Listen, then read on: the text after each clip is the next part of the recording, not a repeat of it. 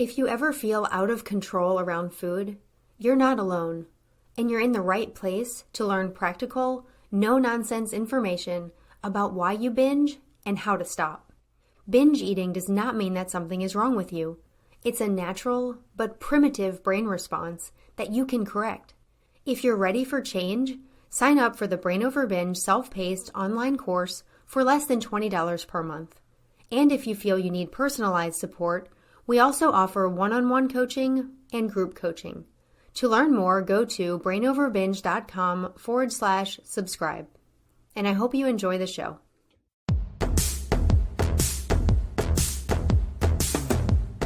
This is the Brain Over Binge podcast, where we share a simple, brain-based approach to ending binge eating. I'm Kathryn Hansen, and for those who are listening for the first time, I'm the author of Brain Over Binge and also my newer book, The Brain Over Binge Recovery Guide. I'm so glad to be here sharing information and insights with you. I'm also glad to have my co-host here with me as well. Cookie, can you introduce yourself for those who may not have heard the podcast before?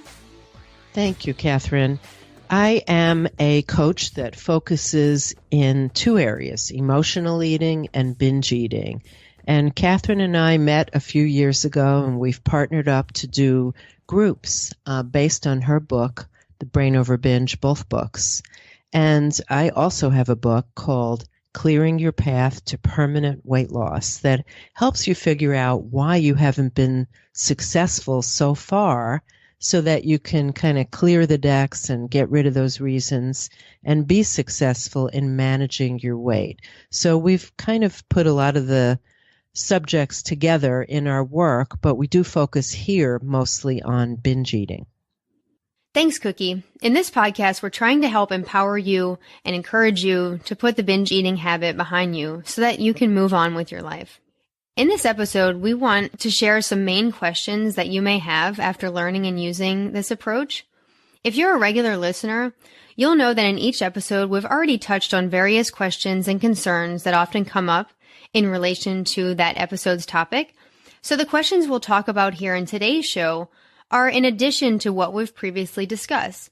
So if you have a question that we don't talk about here, we encourage you to listen to the shows so far, and hopefully you'll find helpful tips and ideas to help you move forward. So with that being said, let's jump right into today's topics. Now, one question we hear very frequently in our courses when women and men are learning how to dismiss the urges is this: how do I dismiss an urge when it feels too powerful? So this is common. There could be a few things going on here. One of the most common things we find is that you just may not be eating enough. If you are not giving your body enough food, your primal brain, your lower brain, tends to rise up and get stronger because it believes that you possibly might be starving, and it's going to make those urges stronger because the urges are rooted in primal hunger. So you definitely need, as we've talked about before, you definitely need to make sure that you are giving your body enough food. And the way you could tell that is whether you're hungry. If you're hungry all the time, you're not giving yourself enough food. Another thing that could be going on if the urges feel too powerful is that you're falsely believing they're too powerful because of your thoughts. Your thoughts create your feelings. Here's how it works. Something happens. You have an urge. And when something happens, you usually have a thought about it. If your thought is something like, oh my goodness, I can't handle this. This is too strong. I'll never be able to resist. Your thoughts are what create your feelings, your emotions. And if you think something like that when you get an urge, the feeling you're going to create is defeated or hopeless. So it's within your control to think about, is this really too powerful, or is it the way that I'm thinking about it? Sometimes the reason that you may feel that the urge is too powerful is that you just might need more time and space to dismiss the urges. A lot of people jump right into acting on the urges without giving themselves even a chance to dismiss them. So you might need to alter your environment or use some kind of delay strategy. And one of the worksheets that Kathryn and I use is called the 5 Ds of Busting a Binge. And what they are different ways, not so that you can pretend the urge is not there, but mainly so that you can buy yourself some time to see what's happening and then make a conscious choice not to give in. So it's not a fight. A lot of people think I have to be tough, I have to have willpower. It's not a fight. It's more that you're seeing them as just habits, and they're not powerful, and they're more of a suggestion than a command. You don't have to do anything. So those 5 Ds, just in brief summary, are delay, where you might literally set a timer for 5 or 11 or 15 minutes. An odd number is usually good because if we say 10 minutes, most people don't actually set the timer. They just think to themselves, okay, I'll wait, but they don't. So set a little timer and delay responding to that urge. That will give you time to remember what you're trying to do and that the urge is not powerful. The urge is just a lower brain habit. Another one of the 5 Ds is distance, that you literally leave the place where you are thinking about indulging that urge to binge. So again, you're not running away from it, you're not panicking, but you are simply getting more space and time in between you and the urge so that you could let your rational brain come up and be front and center and take control again. Another D is to download, meaning get what's going on in your head out of your head so you could see objectively what's happening. And that might mean for you writing and just pulling out a piece of paper or a journal and writing what's going on.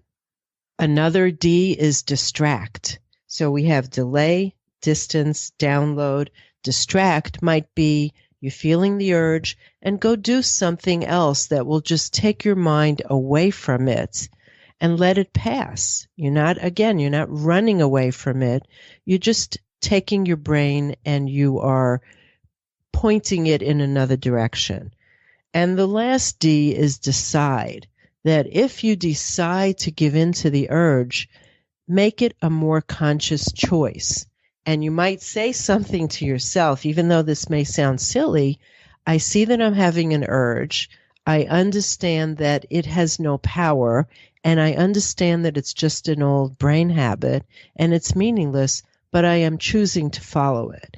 And we think that if you actually say something like that to yourself, it will help you wake up and see that it's still always a choice. Those are great tips. And now we want to discuss another issue that often comes up, especially in the beginning of recovery. And this is the issue of fear. As much as you may want to recover, there's often some anxiety and fear about it as well. This fear can be about what your life may be like after you stop binging. It can be fear of weight gain or even fear of weight loss. It can be fear of living as your authentic self without the binge eating to blame for your shortcomings. But we want you to know that fear is normal and it's expected. And it's something that everyone who recovers experiences at some point. But also fear doesn't have to hold you back. Fear actually comes from our more primitive lower brain, which, as we've talked about, is the part of the brain responsible for maintaining our binge eating habit. Right now, your lower brain is conditioned to react as if binging is necessary for you to survive. And it also senses that not binging is dangerous. So in a misguided attempt to protect you, it produces a fear response when you try to quit, when you try to take binge eating away. These fears can come in many forms, but the underlying message from the lower brain is that binge eating is the safe option and not binge eating is dangerous. To recover, you have to see that this is not true, that this is the neurological junk that we want you to dismiss. Fearful thoughts and feelings serve to encourage binge eating. And remember, to stop binge eating, you need to learn to dismiss any thought, feeling, or physical sensation that encourages binge eating, including these fearful thoughts. If you think about your life and what you want it to be, you know that rationally, continuing to binge is the thing to fear, and recovery is what's ultimately safe. When you see fearful thoughts as neurological junk, they're going to disappear along with the urges to binge because it's all part of the habit. Now, even if you've been using these strategies and you're able to dismiss the urges to binge and you've been successful, now you might have some concerns about how you're eating, about your eating habits. We've mentioned that stopping binge eating doesn't guarantee that now you're going to become a perfect eater. None of us are perfect eaters, and that's totally normal and fine. But one eating issue that can possibly derail you is overeating. And the reason it trips a lot of people up is because in many ways it's similar to a binge, because it reminds your brain of eating larger quantities of food than you need. So you may wonder what to do about it. We believe that in general, you should stop binge eating first before working on other eating habits that are not ideal, including overeating. If you can distinguish binge eating from overeating easily, by the quality of what it feels like, maybe by the intensity of the urge, and the overeating doesn't feel very problematic for you, then what we recommend is that you put the overeating issue aside until well after your binge eating stops. If your binge eating and your overeating are very similar, and you might have trouble separating the two, or if your overeating feels really like it's a big problem, then you can work on both at the same time. But we want you to make sure that the overeating is really overeating. If you have been eating very restrictively and trying to maintain a very low-calorie diet, and then, your lower brain commands you to break that diet because it feels so restricted, you might think that you're overeating. So breaking a restrictive diet with a normal amount of food is not overeating. And you need to really check in with your body and be honest and try to look at the big picture of how much food your body actually needs. So to deal with the overeating, there are a few things that you can do, and we go more deeper into this in our groups. But one of the things is you could just treat the overeating urges in a similar way to the binge urges and realize that those urges to eat more food than you need are just habits and you don't need it. You're not hungry or you're no longer hungry, and you could simply see them and dismiss them and not do anything. Another thing you can do is focus on how eating more food than you need makes you feel. And this will help you make better choices. Imagine how you will feel after eating if you ate when you weren't hungry. Or imagine how you'll feel after eating if you kept going and continued to eat after you were hungry. So think about, are you hungry, and how you'll feel if you keep going. And one of the other things you could do is set limits for yourself when you're in a tempting situation, and know that your habit is to get an urge to keep eating more than you want. Let's say you're at a buffet or a holiday dinner, and there's lots of choices that look good and smell good and everybody's eating. Set a limit for yourself of what you consider to be an honest, reasonable amount of food, and be able to dismiss that urge to keep going, knowing that it's just a habit. That's right. And setting a limit for yourself is just a gentle boundary. It's not depriving yourself. It's just giving yourself a non-restrictive amount of food that's going to feel good to you. And now I'm going to talk briefly about binge eating at night, which is an issue that often comes up. Night is often a time that binge eaters struggle the most. And there's actually some evidence that everyone, binge eaters and non-binge eaters alike, are wired to be more interested in food at night, more interested than in the day. But for binge eaters, this natural desire gets very amplified. Even though being more interested in food at night is very common, when talking specifically about binge eating at night, I believe the main factor is habit. Night is simply the time that most binge eaters have conditioned their brains to call for the binges. It's a time that there's usually opportunity to binge, whereas in the day you may be around other people or doing things that make binge eating not as likely. Also, if your binge eating started with a strict diet, you might have been able to maintain that diet during the day, but then your hunger got strong and you used to give in at night, and then that became the habit. In addition, there's also some evidence that self-control is a little bit weaker at night.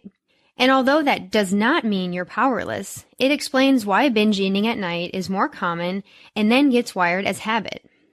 Now, we want you to know that the same 2 recovery goals apply at night as the same that apply during the day. You need to dismiss the urges and also eat adequately.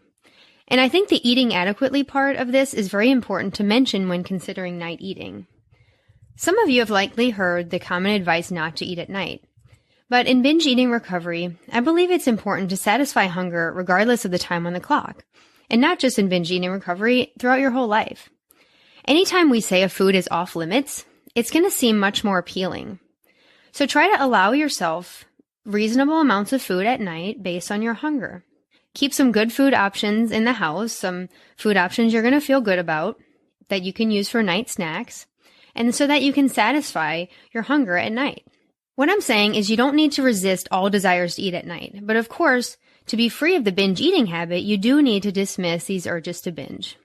One last note about night eating is that since self-control can feel less available at night when you're tired, even though it is still there, some other strategies might be helpful at night as well that can just help you and give you a little boost. Some things like relaxing yoga or meditation or some light activity can be useful to help keep you connected to your higher brain.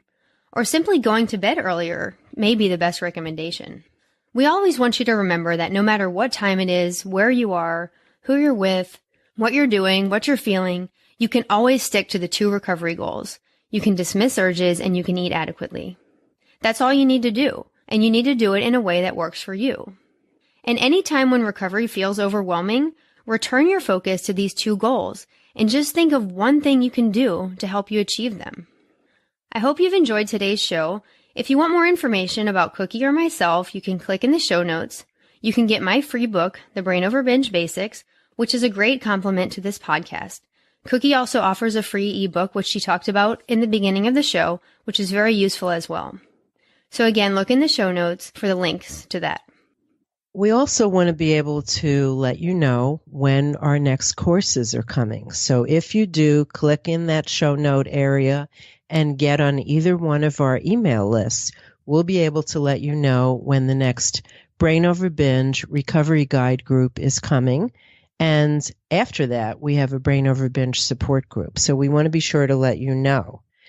And if you'd like to dive a little deeper into the subject of overeating, once you've conquered those urges and you can see the urges to binge for what they are, I can help you with that. And my podcast is also on iTunes, and it's called Weight Loss Made Real. So maybe I'll see you there.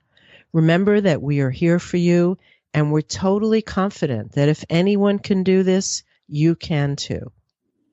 Thank you so much for joining us. This is Kathryn and Cookie, reminding you that you have the power to change your brain and live a binge-free life.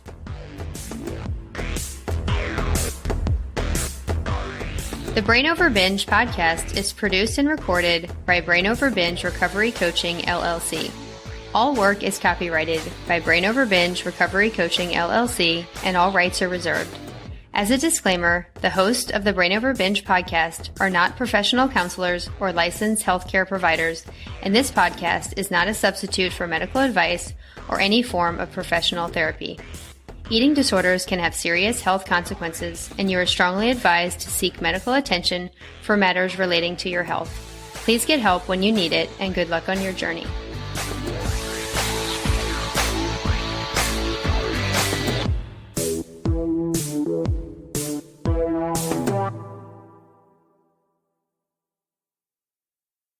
Need more help? You can find all of our current and upcoming options for support at brainoverbinge.com.